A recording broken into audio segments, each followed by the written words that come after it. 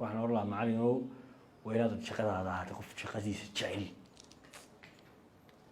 waayo waxaan arkay runtii macallimiin badan baad arkaysaayo aan jeclayn xiisayn macallinimada صح waxaan xasuustaa seminar baan ka qayb galay seminaarka waxaa loo qabanaya macallimiin badan baa loo qabanayay waa 2019 meelaha mid ka mid ah kuwii tababarka bixinaya ayaa wuxuu su'aal weydiiyey macallimiintii ka qayb gashay tababarkaas wuxuu ku yidhi intiina meesha fadhida waxaa fadhiya adiga waxaad oran karaa sida 300 qof 300 macallin baa fadhiya su'aal buu weydiiyey wuxuu yidhi 300 macallin ee fadhida hoolka ama fadhiya hoolka imisa ku qanacsan macallinimada oo daacad ka tahay imisa aad u malaynaysaa farta taagay waxaa farta taagay macallimiin aan ka badnayn 20 macallin 300 macallin 20 macallin baa yiri ayaa tiri waan shaqadan ku qanacsanahay inta kalena 200 iyo charger waxay leeyihiin kuma qanacsan macallin bal ka waran axmed oo hadduu macallinkan ku qanacsan macallinimada tii kulley waxay arday ma garatay mira ma soo saari karo macallinkaas waa saameyn buu ku yeelanaysaa ardayga soo baxay wuxuu noqonaya ka shajara bila thamar waa geed aan miro lahayn buu noqonayaa sax فورتي تلادان سي لها معلمينتا waxa kamid ah وين shaqada macallimiinta ka go'naato ay ku farxsadaan haddii aan ku farxsanin faraha waa inaad ka qaado macallimada ayaan oran lahaa dhanka ardayga tay kulay waxaan tala siin lahaa ardayga weyn uu ogaada inuu bulshadiisa inuu qayb muhiim ah inuu ka ciyaaray weyn uu ogaada way ardayga maanta mustaqbalka waa hogaamiyaha mustaqbalka waa inuu ogaada in bulshada ay sugayso waa inuu ogaadaa inuu wadankiisa uu u baahayay ardaygaasi si aawadeed waa inuu dadaal badan bixiyaa sidoo ardaynimadiisa uu ka mara galin lahaa bulshiisna uu hogaamiyo mustaqbalka horta waxaan ku dhashay wadanka imaaraadka carabta oo waxaan kusoo qaatay waxbarashadeedii min uulo ilaa fonfor marka fonforkii aan dhameeyana waxaan u guuray wadanka ciraaq oo xilliga uu haystay madaxweynihii hore Saddam Hussein ما شاء الله waxaana dhigtay kulliyadda ama faculty-ga agriculture-ka ama beeraha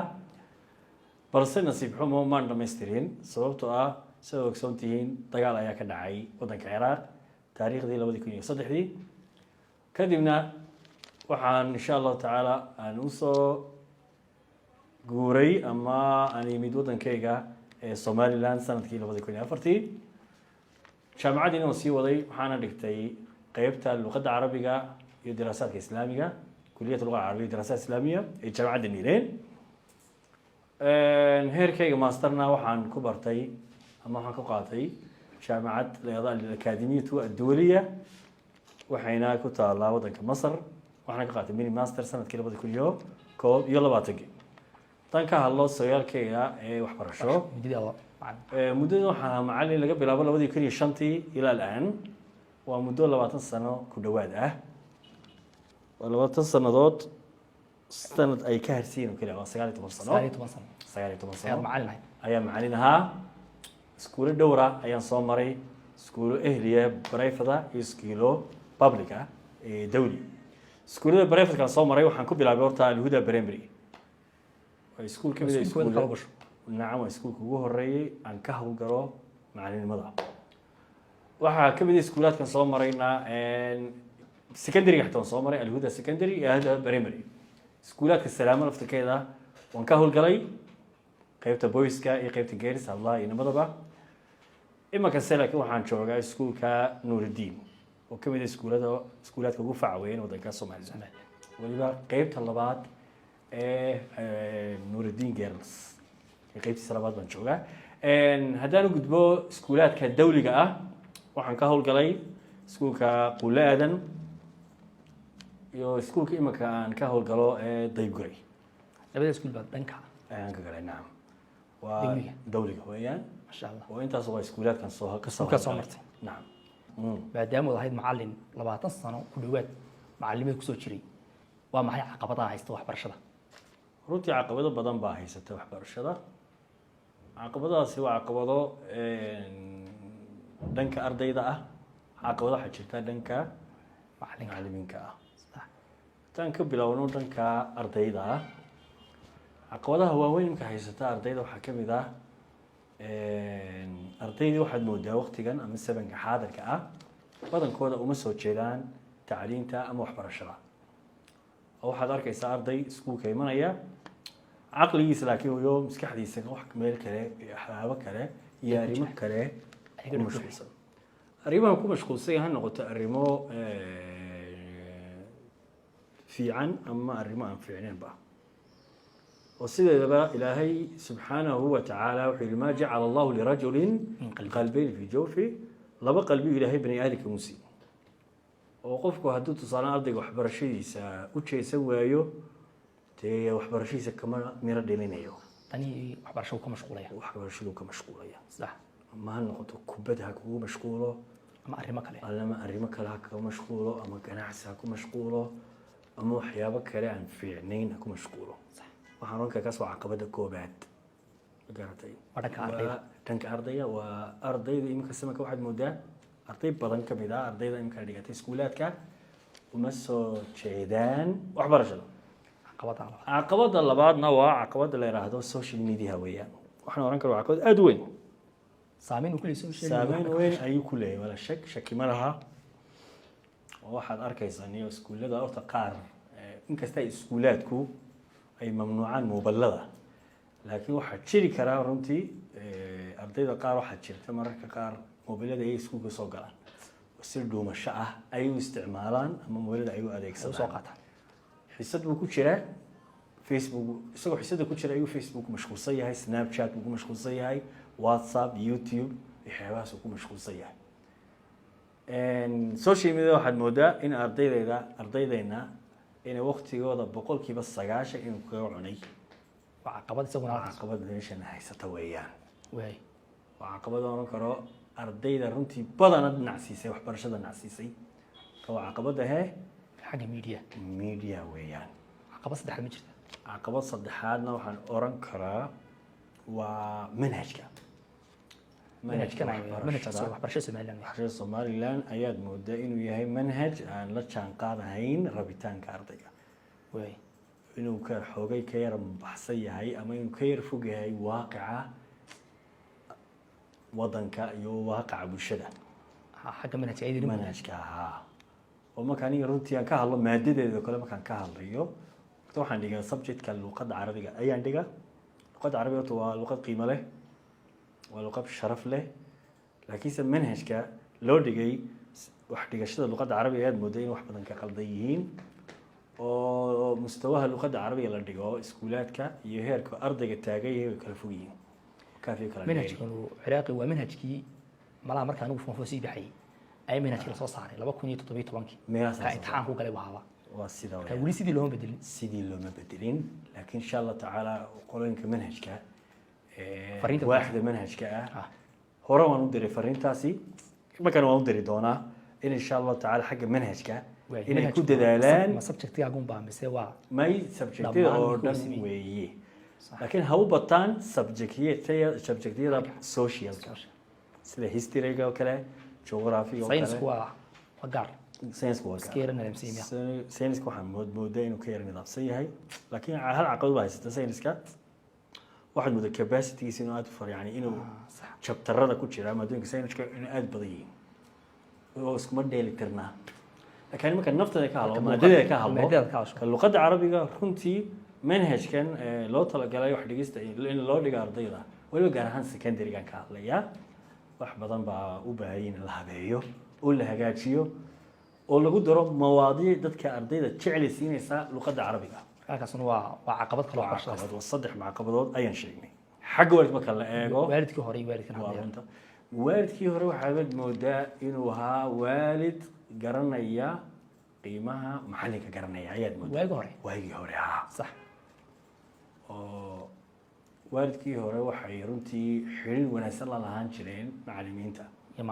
maamulkaba sax laakiin ka waalidka dambe waxaad moodaa inuu xiriirkii inuu meesha ka maqan yahay waxaa laga yaabaa inuu war ka haynba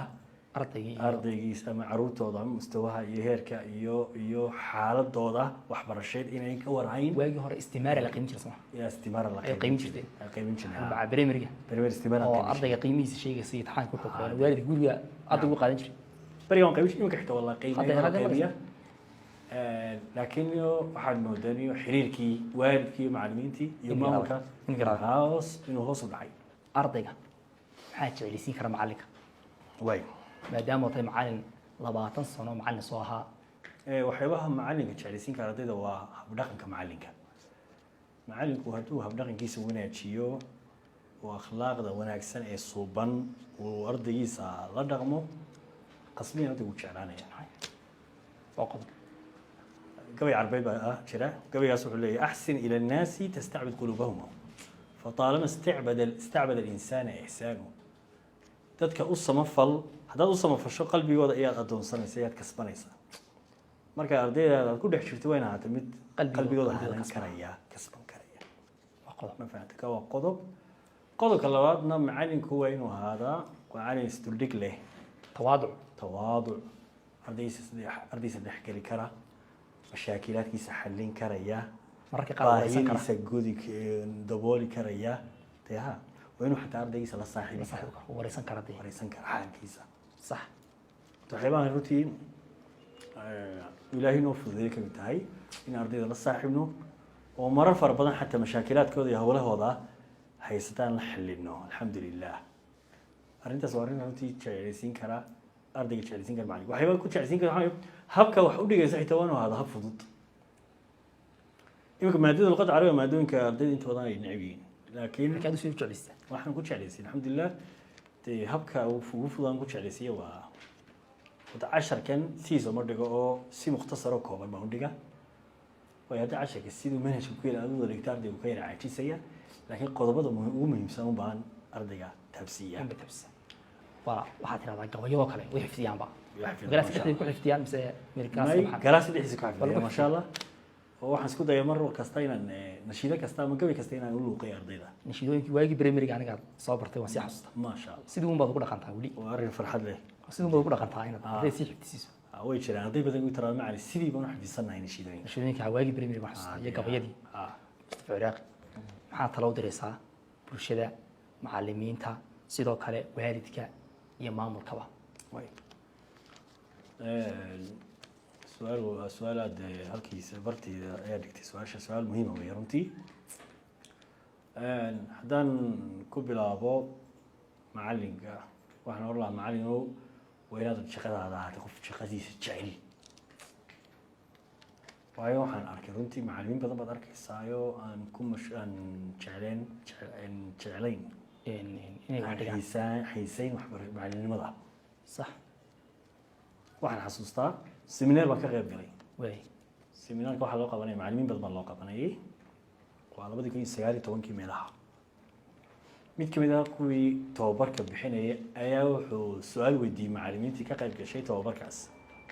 wuxuu ku yidhi intiina meesha fadhida waxaa fadhiya waxaa oran karaa 300 qof 300 macallin ayaa fadhiya سؤال بودي يعني صدق حين بقول المعلم فرديده هولكا أما فرديه هولكا إمسا كوكا أحسن معلم ماذا واحد عاد مع داعت كتاي إمسا دوما أنا سيا فرت تاجي وح فرت تاجي معلمين أن كبضني لبعض معلم صدق بقول معلم صدق معلم بقول معلم لبعض معلم بايري أيات تريوان شغلة كوكا أحسن إنت كلنا لبعض بقول يشرش روح ليه يمكن ما كان عزيز بل كورن أحمد أو هدو معلم كان كون قرنسي معلم ماذا أخطر تي كلي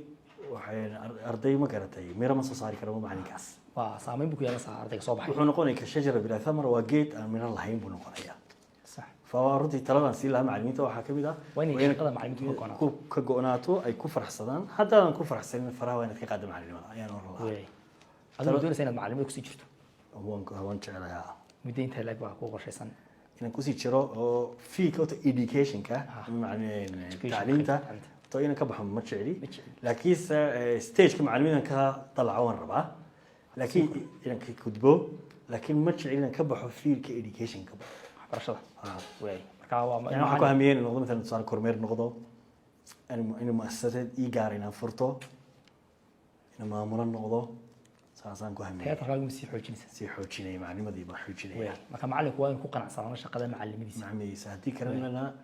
miro ma soo saari karayo waa inuu u baneeyo leedahay booska macallinka macallin kale oo ku qanacsan ama jacayl dacad u ah macallimadiisa waa qodob waay waxaan dhanka ardayga tahay kolley waxaan tala siin lahaa ardayga waa inuu ogaadaa inuu bulshadiisa inuu qayb muhiim ah inuu ka ciyaaray waa inuu ogaadaa waayo ardayga maanta mustaqbalka waa